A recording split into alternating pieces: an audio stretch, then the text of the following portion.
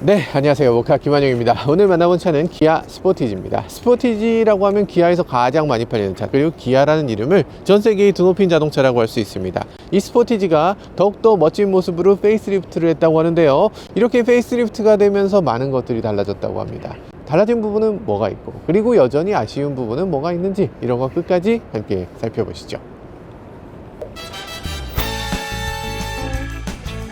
외관 마음에 드십니까? 아마도 많은 분들이 이 외관을 보고서 충격에 빠지셨을 겁니다. 와씨, 뭐 이렇게 과격해졌어? 기존 스포티지도 과격했는데 그 스포티지는 뭔가 기대하는 바가 있었잖아요. 이렇게 뾰족뾰족 이런 거 있었는데 그런 거 왜 없냐? 이게 도대체 무엇이냐 라고 아마 생각하시는 분들이 많이 계실 것 같아요. 마음에 드세요? 뭐 같아요? 그전보다 낫다고?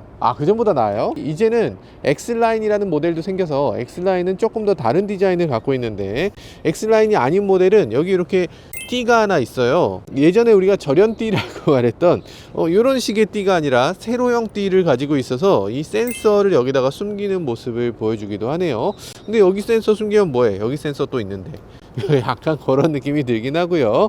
어쨌든 전체적으로 봤을 때 스타맵 시그니처라고 하는 기아의 패밀리룩을 잘 이어가고 있는 것 같습니다. 여기 세로형 램프가 이렇게 들어가니까 차가 좀 더 든든해 보이기도 하고 더 넓어 보이기도 하고 조금 더 큰 차로 보여지기도 하는 것 같아요. 물론 스포티지는 준중형 SUV이기 때문에 누구나 쉽게 접근할 수 있는, 남녀노소 할 것 없이 선택할 수 있는 크기의 자동차라고 할 수 있죠. 그런 면에서 스포티지의 인기가 그만큼 높다고 할 수 있는데요. 특히 우리나라뿐 아니라 유럽에서도 이 정도 사이즈의 자동차가 가장 적절하다라고 보고 있는 것 같아요.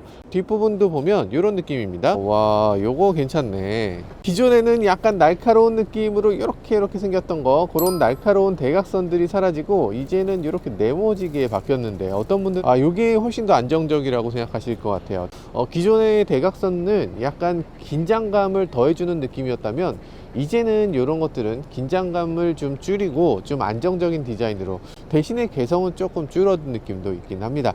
자, 그리고 아래쪽에 보면 이런 식으로 살짝 올라온 부분이 있는데 이것이 너무 독특하지 않나요? 저는 스포티지의 이 아래 부분을 보면서 약간 힙업된 것 같은 그런 느낌이 들어요. 뒷부분에서 봤을 때 차가 좀 산뜻해 보이고 발랄해 보이고 좀 더 다이나믹하게 주행할 수 있을 것 같이 기대되기도 합니다. 자, 그리고 트렁크를 보면요, 트렁크에 지금 아무것도 정리가 안 돼 있네. 지금 주신 차가 출고하자마자 바로 저희한테 와서 주행 거리가 지금 30km 짜리 차를 저희가 시승차로 받았기 때문에 뭐 길들이기는 커녕 아직 비닐도 다 안 뜯었습니다. 저희가 비닐을 뜯어야 돼. 유튜브의 기본인데 비닐 뜯기가, 이런 것들도 할 수 있게 이렇게 기회를 또 주시네요. 요거 좋아졌다. 예전에는 후크 타입이었는데 후크 타입이었던 것들이 이렇게 버튼 타입으로 바뀌었어요. 누르면 딸깍 하고 들어가는 거. 그리고 한 장. 이거 너무 좋죠. 보통 세 장인 차들이 많잖아요. 세 장인 게 비용은 더 들어갈 게 분명합니다만 어쨌든 한 장일 때 훨씬 더 깔끔한 것 같아요. 세 장일 때보다. 세 장이면 가운데 있는 게 막 너덜너덜 하거든. 사실 이런 것도 되게 소중하지 않습니까? 이런 거 띄어야 되는데 이걸 뛸 때 이렇게 해서 그냥 띄면 자국이 하나도 안 남게 이렇게 떨어져요. 이렇게 떨어져야 돼. 이게 저희 그랑콜레오스 지난번에 뗄 때 그거 조금 문제 있었죠. 엔진룸 안도 테이프가 있을 때가 있어요. 스포티지 이거 왜 쇠코챙이야? 이거 왜 여전히 쇠코챙입니까? 이건 좀 바꿔주지. 페이스리프트 하면서 왜 이걸 안 바꿨죠? 전에 보니까 이렇게 요런 테이프 같은 거 요거 띄어야 되는데 이거 왜 안 띄냐고 제가 말씀드려서, 그래서 이제 띄는 분위기라고 하거든요. 근데 여전히 이렇게 붙어있는 거 볼 수 있어요. 종이거든요. 요것도 요 안에 들어갈 수 있잖아요. 그럼 탑니다. 그러니까 이런 것들을 띄어서 화재를 미리 예방해주는 노력이 필요할 수 있어요. 여기도 보면 이런 거 있잖아요. 종이 테이프로 감았으면 그게 안 떨어지게 정말 딱 붙어 있으면 괜찮은데 지금 벌써 떨어지게 너덜너덜 하잖아요. 이거 못 뛰겠다. 이렇게 뜨거운 부분에 이렇게 돼 있는 게 맞나? 좀 더 신경 써서 조립해 주면 좋겠다. 그리고 요즘 들어서 워셔액 레이아웃에 대해서 계속 말씀을 드리는데, 워셔액이 여기 있어요. 여기 있으면 요거 쏟으면 어디로 가요? 쏟으면 워셔액 여기로 떨어져요. 여기 벨트 있잖아요. 벨트하고 워셔액은 상극일 텐데 이 알코올로 된 워셔액이 저 벨트에 들어가는 거가 저는 그렇게 좋아 보이지 않거든요. 약간만이라도 이쪽으로 가면 좋겠다, 뭐 그런 생각이 들고, 어쨌든 지금 비닐은 다 벗겼습니다. 출고품에는 삼각대하고 디지털 키 2가 들어있어요. 디지털 키 2입니다. 디지털 키 1 아니고 2는 뭐냐면 이 카드 키를 이용해서 차의 문을 열고 닫을 수 있지만, 그리고 그거 말고도 핸드폰을 이용해서 차에 대한 모든 것들을 할 수 있다라는 거예요. 핸드폰을 이용해서 차에 가까이 가면 문이 열리고 차에 들어가서 시동을 걸면 시동을 걸 수 있는 그런 기능입니다. 그런 걸 디지털 키 2라고 하는데요. 여러분들이 출고 차량 지급품이 트렁크에 그냥 들어있는 경우가 대부분이실 거예요. 근데 이게 트렁크에 그냥 들어있으면 진짜 위험합니다. 왜 위험하냐면, 여러분들이 이 차를 발렛 파킹을 맡기거나 누군가한테 뭐 탁송을 시키거나 하면, 그럼 그분이 이 디지털 키 2를 활성화시킬 수 있어요. 이거 활성화시키면 이게 키입니다. 이 키야, 차문을 열 수 있어, 잠글 수 있어, 시동도 걸 수 있어, 그냥 원하면 훔쳐갈 수도 있어요. 그렇기 때문에 이 자체가 키라는 걸 잊지 마시고, 출고 차량 지급품을 받으면 제일 먼저 이거부터 빼야 돼요. 빼서 집에다가 차키처럼 보관을 해야 돼요. 차키하고 똑같은 역할을 한다. 물론 이거 활성화시키기 전엔 그렇지 않습니다만, 활성화를 아주 쉽게 시킬 수 있기 때문에 이 활성화시키고 나서는 이건 곧 차키다라는 걸 인식하셔야 됩니다. 자, 그리고 아래쪽에도 조금 공간이 있습니다. 이 정도 수납 공간이 있는데요. 좀 전에 저희 샤스파이가 여기다가 쓰레기를 다 집어넣으셨네. 샤스파이가 버렸지만 제가 나중에 청소하겠습니다. 제가 하면 되죠 뭐. 자, 이렇게 삼각대를 놓을 수 있는 공간도 마련이 별도로 되어 있고요. 움직이지 않게. 그리고 여기 소화기도 넣을 수 있는 자리가 마련되어 있는데요. 소화기는 역시 기아 소화기보다는 저희 모카 소화기가 훨씬 예쁜 것 같아요.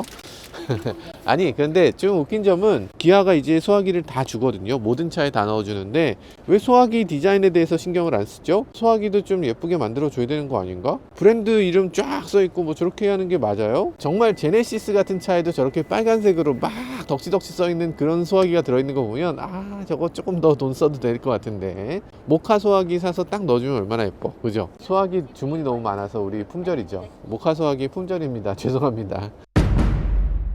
이 차의 트렁크 공간은 637리터나 된다고 합니다. 이거 엄청나죠. 물론 지금 뒷좌석을 뒤로 눕혀서 이런데, 뒷좌석을 만약에 앞으로 젖히게 되면 엄청난 양의 트렁크 공간을 보여주죠. 이야, 이렇게까지 트렁크 공간을 넓히게 되면 이건 1000리터 넘는 공간이라고 할 수 있죠. 엄청나게 많은 양의 짐을 실을 수도 있고, 세로형으로 기다란 짐을 실을 수도 있을 텐데, 그런데 한 가지 좀 아쉬운 점이 있다면, 이게 6대4로 폴딩 된다는 거. 가운데가 좀 나눠져 있으면 4대2대4 하면 더 좋았을 것 같아요. 그런데 이게 폴드 앤 다이브라고 해서 시트가 내려가는 것도 굉장히 좋은 점이라고 생각돼요. 요즘 들어서 현대기아의 많은 차들이 이렇게 하고 있지만, 어쨌든 폴드 앤 다이브가 지금 굉장히 잘 되고 있습니다. 그래서 거의 빤빤하게 만들어지는 걸 볼 수 있죠. 그래서 트렁크 공간은 전체의 용량도 중요하지만 길이도 중요합니다. 왜냐하면 트렁크에다가 기다란 물건을 많이 실으니까. 특히 골프채나 스키나 이런 거 많이 실으시잖아요. 골프채 같은 걸 실게 되면은 길이가 100, 세로로 100이고요. 가로로는 가장 긴 부분이 128, 가장 짧은 부분은 103, 지금 대각선으로 140 정도가 나옵니다. 그러니까 지금 골프백 같은 경우는 세로로 안 들어가고 가로로도 안 들어가고 대각선으로만 들어간다는 건데, 거의 세단의 바닥하고 큰 차이가 없는 정도. 뭐 어쨌든 대각선으로 실었을 때 4개는 확실히 들어갈 수 있을 것 같다. 그런 트렁크 공간이라고 할 수 있겠네요. 그런데 트렁크 공간이 이렇게 기다란 물건을 쌓는 거 말고 위로 쌓았을 때 이 용량은 사실 600리터 이상으로 더 들어갈 수 있을 것 같아요. 그럼 상당한 용량을 자랑하는 그런 공간이라고 할 수 있습니다.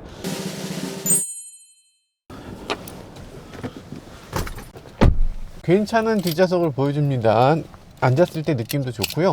아마 뒷좌석 공간은 뭐 이 정도면 충분하다. 무릎 공간 훌륭하고, 어깨 공간도 괜찮고, 머리 공간도 뭐 나쁘지 않고, 등받이도 약간 기울어 있으니까 이 정도면 괜찮다라고 생각하신다면, 아닙니다. 이 정도가 아니에요. 이렇게 기울어집니다. 여기까지 기울어져. 와, 세상에. 자면서 가기 딱 좋은 각도인데? 더 기울어질 필요 없을 것 같다 싶을 정도로 딱 좋은 각도로 기울어집니다. 자, 그런 느낌이고요. 그리고 저는 사실 이 지퍼에 대해서 그렇게 좋아하지 않습니다만, 요즘 기아가 계속 이 지퍼를 내세우고 있죠. 이 지퍼를 이용해서 여기다가 뭐 여러 가지 넣을 수 있다는 건데, 이게 뭐 편합니까? 이게 뭐 편해요? 편하네? 편하네. 나름대로 좀 좋아 보이네? 좋아 보이지만 어쨌든 좀 제 취향은 아닌 것 같고, 이런 포켓이라는 게 이렇게 있으면 이게 뒤집어지지 않잖아. 지퍼가 꼭 필요한 순간이 아니라는 생각이 드는데, 기아의 어떤 의지가 있는 것 같아요.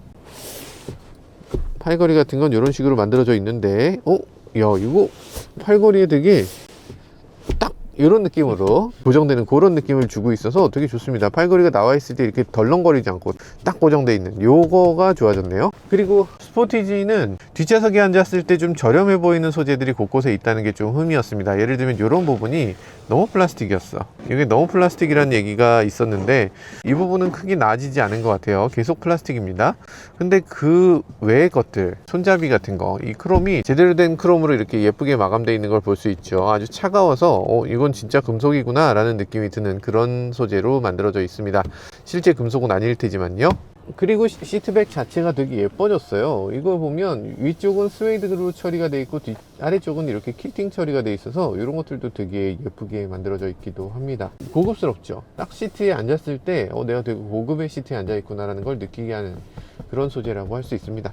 조금 아쉬운 점은 여기에 안전벨트가 내가 기울어지는 거에 맞춰서 기울어지지는 않잖아요. 그러니까 여기 있을 때는 그래도 안전벨트를 딱 조였을 때 딱 맞는 위치라고 할 수 있어요. 그죠? 근데 이걸 이렇게 하게 되면 안전벨트가 여기로 와요. 그래서 이 필라에 붙어 있는 게 맞나? 안전벨트를 이렇게 하게 되면 사실은 이만큼이 뜨기 때문에 이게 충돌 안전성을 확보하기가 어렵게 돼요. 밑으로 빠져나갈 수 있는 공간도 만들어지거든요. 그래서 안전을 위해서는 이 안전벨트가 좀 더 뒤에서 출발해야 된다. 좀 더 뒤에서 출발하도록 만들려면 그러면 자동차의 레이아웃이 조금 불편해지죠. 일단 트렁크 공간이 좀 더 좁아질 수 있고, 그리고 이 시트를 뒤로 젖힐 수 있는데도 한계가 금방 올 텐데, 어쨌든 안전과 이 편의성 중에서 어떤 것을 더 중점적으로 보느냐, 이런 것들이 되게 중요한 요소인데, 요즘 들어서 안전에 대해서 더 관심을 많이 갖고 있으니까 그런 것들에 대해서도 신경 써서 여기가 아니라 다른 방법으로 이렇게 안전벨트를 만들어주면 좋겠다는 생각이 들어요. 근데 여기 안전벨트에서 조금 아쉬운 부분 하나는 이런 것도 있습니다.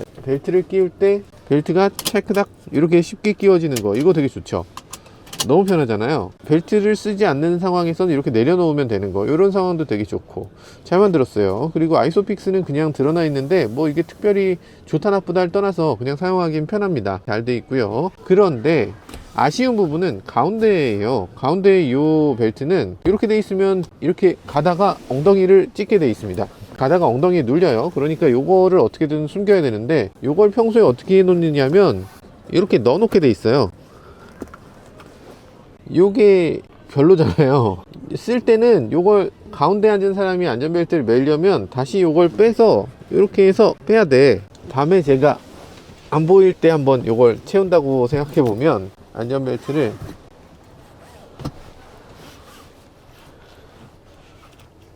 이게 쉽지가 않습니다. 지금 숙달된 조교도 그렇게 쉬운 방법을 할 수가 없어요. 이 정도로 좋은 안전벨트로 만들어주면 좋겠다는 생각이 들어요. 얘가 발딱 이렇게 써야 되는데 약간 얘는 기운이 좀 없어 보이잖아. 불쌍해.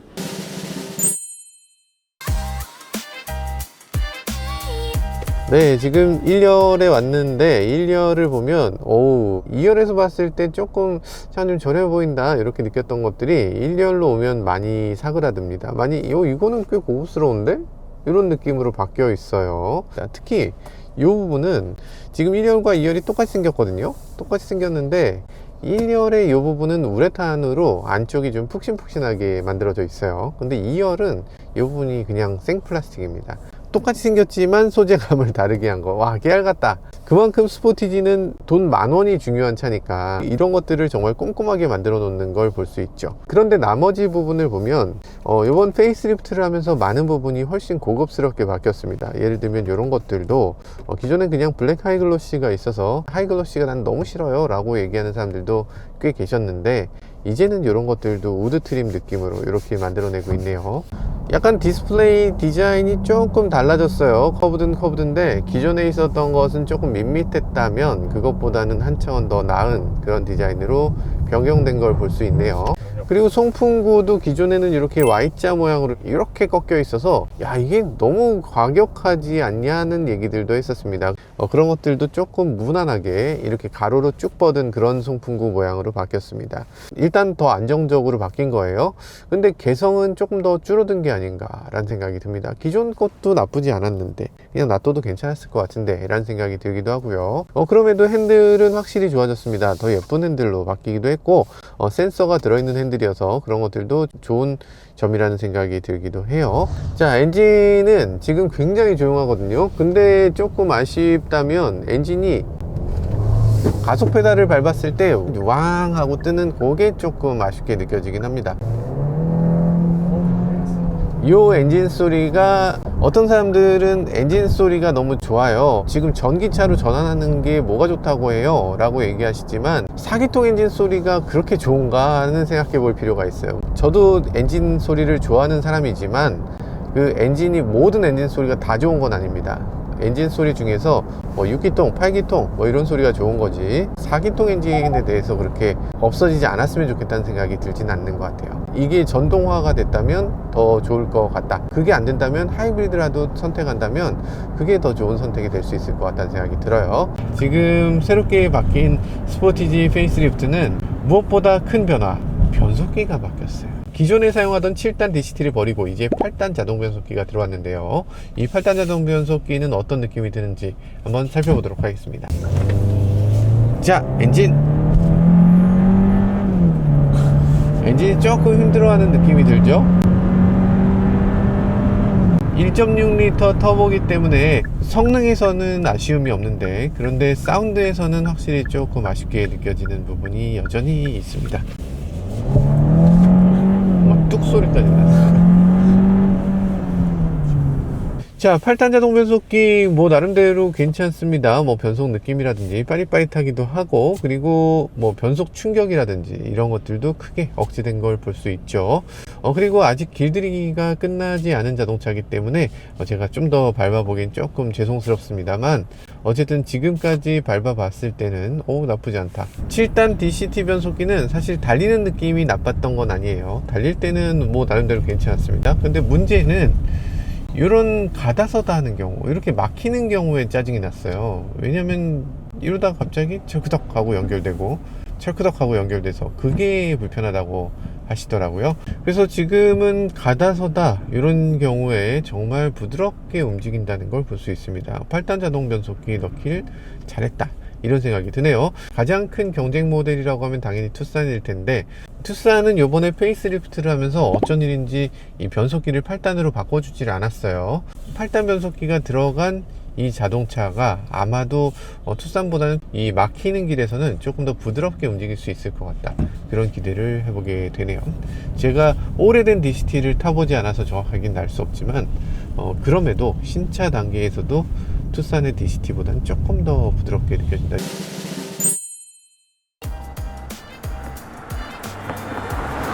자, 어쨌든 지금 차로를 잘 유지하는지 HDA2가 들어왔기 때문에 HDA를 한번 살펴보도록 하겠습니다. 자, 손을 놓으면 잘 가나요? 굉장히 한국적으로 잘하고 있습니다. 가속을 얼마나 할 것인가, 차간 거리를 얼마나 할 것인가를 정할 수 있도록 되어 있어요. 그래서 지금 가속을 빠르게 하도록, 차간 거리를 빠르게 좁힐 수 있도록 선택했는데, 차간 거리를 그렇게 빠르게 좁히지 않네요. 그리고 차로 유지를 해주는 것도 차로 유지를 굉장히 부드럽게 해주고 있어요. 그래서 세게 들어오는 게 아니고 굉장히 부드럽게 들어와서 어디까지나 운전자를 보조해준다, 이런 느낌으로 만들어져 있습니다. 차선을 내가 꺾겠다라고 했을 때 알아서 차선을 옮겨주는 걸 볼 수 있네요. 자동 차선 변경 기능도 제공이 되고 있고요. 그리고 내가 핸들을 잡고 있는데 잡으란 얘기는 나오지 않습니다. 왜냐하면 여기 다 센서를 쭉 둘러놨거든요. 차로 유지 보조 2도 들어왔습니다. 그래서 차선 이탈 방지라든지 차로 유지를 해주는 능력이 훨씬 더 뛰어난 걸 볼 수 있어요. 앞차가 지금 껴들었는데 약간 뭐 나쁘지 않은 모습으로 이렇게 감속해 주는 걸 볼 수 있습니다. 뭐 급제동한다든지 깜짝 놀라는 일은 없이 이렇게 이 정도야 뭐 아무렇지도 않지 라는 차원으로 만들어 주고 있네요. 자, 기존의 스포티지 같으면 이렇게 껴들어왔을 때, 완전히 들어왔을 때만 앞차가 있다는 걸 인지했을지도 몰라요. 근데 이제는 조금 멀리서부터 차가 껴들려고 하는구나 라는 걸 알 수 있도록 조금 더 넓은 각도를 볼 수 있도록 바뀐 걸 볼 수 있습니다. 여기 보면 카메라 자체가 조금 더 각도가 커요. 지금 앞차를 따라가는데 램프인데도 불구하고 잘 해내는 걸 볼 수 있고요. 근데 이게 정말로 손을 떼고 차가 알아서 해준다, 이런 차원의 것은 절대로 아닙니다. 테슬라 같은 거라고 착각하시면 안 돼요. 고속화도로, 고속도로 이런 것들에서 빠져나와도 여전히 잘 따라갑니다. 그리고 과속 방지 카메라가 나타나면 알아서 속도를 줄이고, 카메라가 지나가면 알아서 속도를 다시 높여주는 기능이 있습니다. 전 세계에서 아마 우리나라에 밖에 없지 않을까 싶은 기능인데, 어쨌든 국산차만 있고 수입차는 아무리 프리미엄 메이커도 그런 기능은 없으니까 그건 또 어떤 사람들에겐 큰 장점이 될 수도 있을 것 같네요. 그런데 고속도로, 고속화도로에서만 되고 일반 도로에서는 그렇게 지원되지 않으니까 혹시라도 이것만 믿고서 그냥 가시는 일은 없어야 될 것 같아요. 자, 그리고 어댑티브 크루즈는 1등급이 있고 2등급이 있으면 테슬라는 0등급이죠. 거기에 들어갈 수도 없습니다. 누군가의 그룹에 묶일 수 있는 수준이 아니야. 테슬라는 그냥 로봇택시가 돼버렸고요. 경쟁하는 걸로 치면은 티어 1에 들어가는 애들이 아마도 BMW라든지 뭐 볼보라든지 이런 차들이 티어 1에 들어갈 거고, 현대기아는 티어 2까지는 좀 섭섭할 것 같고 티어 1.5 정도 되는 것 같습니다. BMW나 아니면 다른 메이커들에 비해서 조금 못하다는 생각이 있어요. 핸들을 조향해 줄 때 자신감이 조금 부족하고, 그리고 차가 들어올 때 그걸 인식하는 것도 조금 둔해요. 그래서 그런 것들에 대해서 정말 디테일이거든요. 움직임을 얼마나 디테일하게 만드냐는 것인데, 그런 것들이 이제 조금 더 발전했으면 좋겠다, 그런 생각이 들기도 합니다. HUD가 저렇게 만들어져 있는데, HUD는 크기가 상대적으로 다른 자동차들에 비해서 좀 작은 편입니다. 그리고 위아래 시야각도 조금 좁아서 이런 것들도 기아에 있는 다른 차들하고 좀 다른 요소라는 생각이 드네요.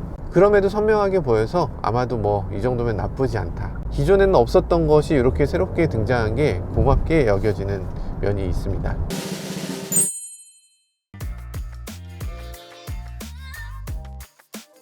자, 과속 방지턱을 넘어 보겠습니다. 뭐 나쁘지는 않은 수준인데 차가 기본적으로 좀 단단한 느낌이 드는 자동차다 라는 걸 염두에 둬야 될 것 같아요. 과속 방지턱. 아니, 제가 조금 빠르게 왔어요. 왜 빠르게 왔냐면, 제가 지난번에 시승했던 차가 메르세데스 벤츠 S580이었거든. S580은 여기 과속방지턱이 있는 것 같은데, 분명히 있는 것 같은데 없어집니다. 그래서 그걸 타다가 이 차를 타니까 확실히 여기 과속방지턱이 있는 게 분명하구나, 이렇게 느껴지게 하는 그런 분명함이 있네요. 스포티지는 이름이 말해주듯이 스포티지입니다. 약간 스포트한 느낌을 준다는 얘기죠. 기본적으로 차 이름이 그래요. 그래서 차가 추구하는 방향도 어디까지나 스포츠를 바탕에 깔고 있습니다.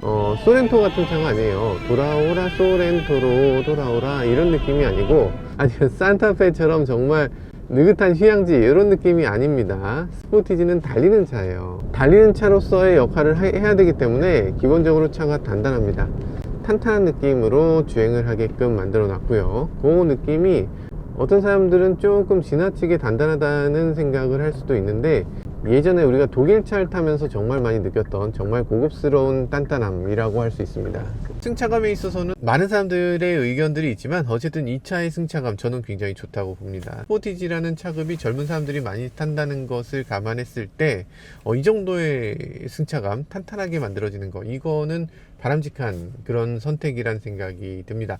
스포티지를 타보면 엄청나게 뛰어나다거나 엄청나게 놀라운 기능들을 갖고 있진 않아요. 생각해보면 오히려 이런 무난한 자동차를 잘 만드는 게 훨씬 더 어려운 일일 수 있습니다. 최고의 장인이 한두 대를 잘 만드는 거, 이런 건 해낼 수 있을 거예요. 근데 100만 대를 만들어내면서 그 100만 대 하나하나를 정말 문제없이 만들어내는 거, 야, 이건 정말 보통 일이 아니죠. 그리고 이 스포티지가 들어있는 시장은 그 어떤 시장보다 치열한 시장이기 때문에 여기서 경쟁자들을 물리치고 1등을 차지한다는 거, 이건 보통 일이 아닙니다. 미국 시장에서 토요타 혼다는 기아에 비해서 수십 년 더 먼저 미국 시장에 들어갔기 때문에 그때 당시 사람들의 인식에서 이미 자동차라면 혼다 토요타지 라고 생각하고 있는 그 시장의 후발주자로서 들어가야 되기 때문에 적어도 상대보다는 월등해야 되고, 적어도 상대보다 가격이 조금이라도 저렴해야 되고, 그러면서 첨단 기능도 더 적극적으로 넣어야 됩니다. 더 새로운 자동차라는 느낌을 줘야 되는 거죠.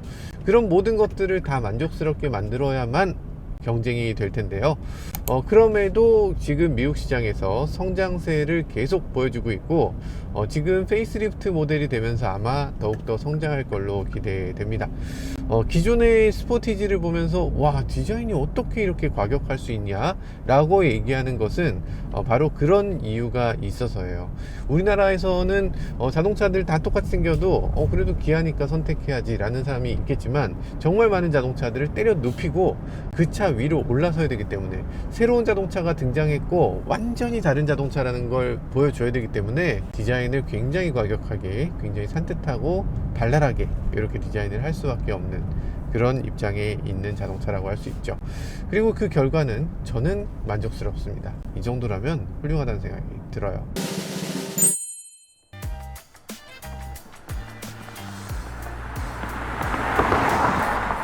헤이 기아, 올림픽 공원으로 가자. 몇 번째 장소를 선택할까요?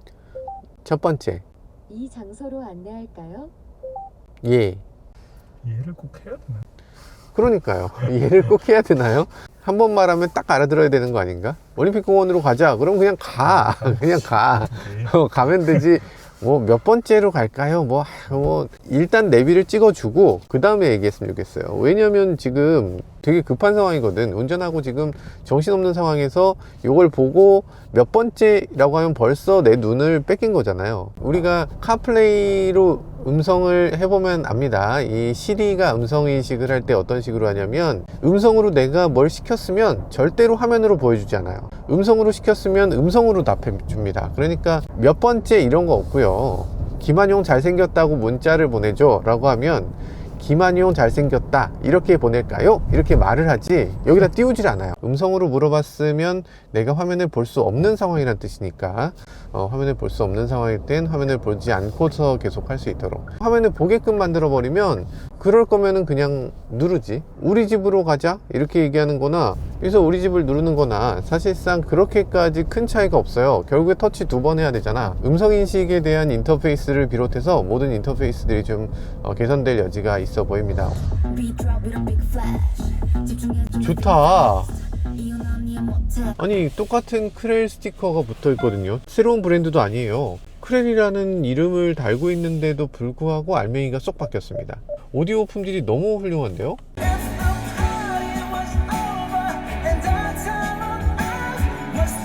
고음, 중음, 저음이 있는데 서브우퍼도 별도의 채널로 제공해서 조절할 수 있도록 해주면 좋을 것 같아요. 왜냐하면 지금 약간 저음이 울리거든요. 서브우퍼가 지금 저기 트렁크에 있거든요. 한쪽 벽에 이렇게 있는데 사양표에는 서브우퍼라고 안 써있네요. 그러니까 서브우퍼로 별도로 취급하지 않고 아마도 그냥 스피커 중에 하나로 취급을 한 것 같아요.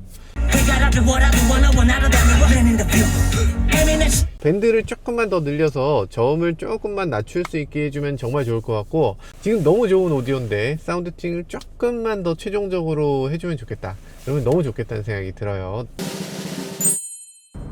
얘는 아직 있네요, 이거. 이 차는 구형차의 페이스리프트니까 아직 있죠. 사실 저는 요거 한 세대 만에 없어질 만한 그런 불필요한 기능이다, 요거 없어질 것이다, 이렇게 예견 드렸던 적이 있죠. 그리고 아니나 다를까 한 세대 만에 없어졌습니다. 지금 최신 차들은 요거를 포트를 3개를 갖고 있거든요. 그리고 이제 100W로 충전되는 포트로 바뀌었어요. 이거는 페이스리프트다 보니까 기존 시스템에서 크게 바뀌지 않은 걸 볼 수 있습니다. 자, 그리고 요거 충전을 해보면 충전은 지금 꽤 잘 되는 걸 볼 수 있어요. 근데 충전할 때 약간 이렇게 있고 이렇게 좁으니까 요게 폰을 좀 예쁘게 내려놓기가 좀 쉽지가 않아. 이렇게 해서 탁 내려놓게 됩니다. 집을 때도 이렇게 집어야 되니까 요게 좀 좁다, 요거 좀 넓어졌으면 좋겠다. 그리고 이런 것들도 덮개로 만들 수 있어서 이런 것들도 꽤 고급스럽게 만들어졌고요. 휴대폰 충전기 만약에 사용한다면 여기다 아무 짐도 놓을 수가 없죠, 사실은. 그렇다면 이게 이렇게 깊을 필요가 있나? 이 휴대폰 충전기는 자동차 회사들의 어떤 딜레마 같은 그런 게 돼가고 있는 것 같아요. 이걸 넣어주자니 공간이 너무 아깝고, 안 넣자니 너무 옛날 차로 느껴지고. 그래서 테슬라 방식이 사실 베스트가 아닌가. 테슬라 방식은 이렇게 세워서 공간도 많이 차지하지 않고 이런 빈 공간에다 썼잖아요. 이런 빈 공간에다가 좀 넣어주지, 그걸 왜 그렇게 하지 않는가. 지금 스포티지 가격은 상당히 올랐습니다. 그래서 지금 저희가 시승하고 있는 차는 풀옵션에 컬러 옵션까지 더해서 4,003만원입니다. 스포티지인데 4,003만원을 주고 사나요? 소렌토도 살 수 있는 가격인데 이게 조금 선 넘지 않나 싶은 가격이라는 생각도 들고요. 그럼에도 스포티지의 가장 아름다운 점은 시작 가격이 2,800만원부터 시작한다는 겁니다. 어떻게 갑자기 4천만원짜리 차가 2,800만원이 되나? 이게 대단하잖아요. 스포티지는 그렇습니다. 어떤 사람들은 2,800만원에 살 수도 있는 거고요. 어떤 사람들은 4,400만원에 살 수도 있는 그렇게 폭이 넓은 자동차라고 할 수 있습니다. 비싸요? 비싸면 싼 거 사시면 되죠? 라고 해서 저렴하게 선택할 수 있는 자동차. 그렇기 때문에 스포티지를 사실 때는 마음을 좀 내려놓고 나한테 꼭 필요한 게 뭔지 그 필요한 것만 쏙쏙 골라서 선택하는 그런 작업이 필요하다는 생각이 듭니다. 잘못하면은 이거 전기차 사는 게 낫겠다 싶은 생각이 드는 그런 가격대로 올라갈 수가 있어요. 근데 이 하이브리드 모델을 넣게 되면 거기다 X라인까지 넣고 나면 가격은 무려 4,848만원이 됩니다. 4848이면 어떤 가격이냐면 테슬라 모델 Y가 5,200만원이에요. 테슬라 모델 Y에다가 보조금을 받으면 대충 4,900 정도 됩니다. 그럼에도 스포티지를 선택해야 되나? 하이브리드인데 거기다가 단돈 한 50만원만 더하면 전기차가 나오는데, 그래서 제가 드리고 싶은 말씀은 풀옵션은 사는 거 아니다. 꼭 스포티지로 해야 된다는 당위성이 없으면 굳이 그렇게 풀옵션을 선택할 이유는 없어 보이기도 합니다. 네, 지금까지 기아 스포티지를 간단히 시승해 봤는데요. 역시나 인기 있는 차는 다 이유가 있었습니다. 정말 잘 팔릴 만한 자동차로 모든 것들을 두루두루 만족시킬 수 있는 차였는데요. 거기다가 우리나라 소비자들이 정말 좋아하는 이 정숙한 자동차, 그리고 승차감이 좋은 자동차, 게다가 실내 공간도 넉넉한 자동차여서 아마도 많은 이들의 사랑을 받고 있는 것 같습니다. 게다가 디자인도 한층 업그레이드 됐으니까 스포티지 다시 한번 우리나라의 가장 인기 있는 자동차, 가장 베스트셀링카가 될 수 있는지 그런 것들도 기대해 보게 되는 대목입니다. 지금까지 저는 모카 김한용이었습니다. 감사합니다.